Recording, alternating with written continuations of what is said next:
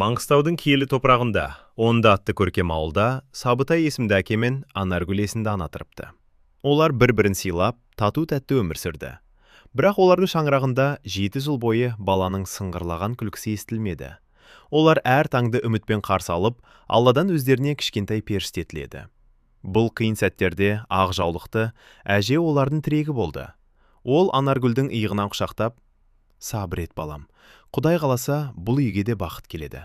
Мақсат атаңның аруағы риза болсын, артында ізгі ұрпақ қалсын деп тілейік», деп жұбатты. Әженің ақылды сөздері мен жылы алақаны үйге тыныштық сыйлады. Содан 7 жыл өткенде үйге үлкен қуанык келді. Бірінен соң бірі егіздей болып Абдулхамид пен Амина дүниеге келді.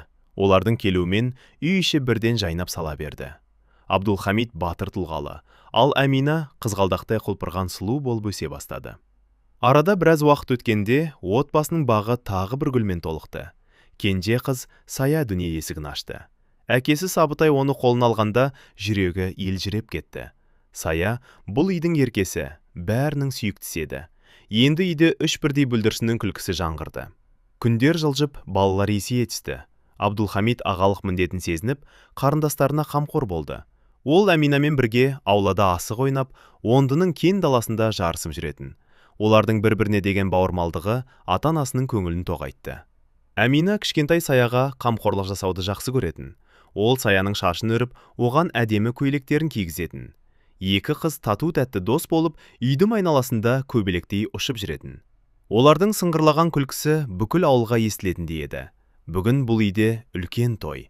Барлық ағайын туыс жиналып, дастархан жайылды. Әже ең төрде отырып, немерелеріне қарап марқайып отырды. Абдулхамид азамат болып, әжесінің жанынан бір елі қалмай, оған сусын ұсынып, қызмет көрсетіп жүрді. Мереке қызып жатқанда, Анаргүл ананың жүрегінде бір сағыныш оянды. Ол қызы Аминаның жанына барып: «Қызым, бүгін бәріміз бақыттымыз. Тек Мақсат атаң осы күнді көрсе ғой.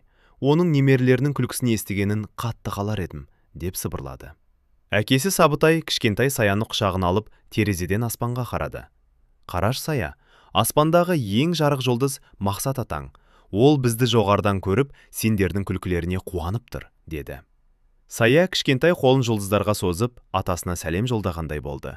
Онда олындағы бұл бақытты шаңырақта Мақсат атаның рухы әрқашан сезілетін. Әже мен Анаргүл бір-біріне қарап жымиды.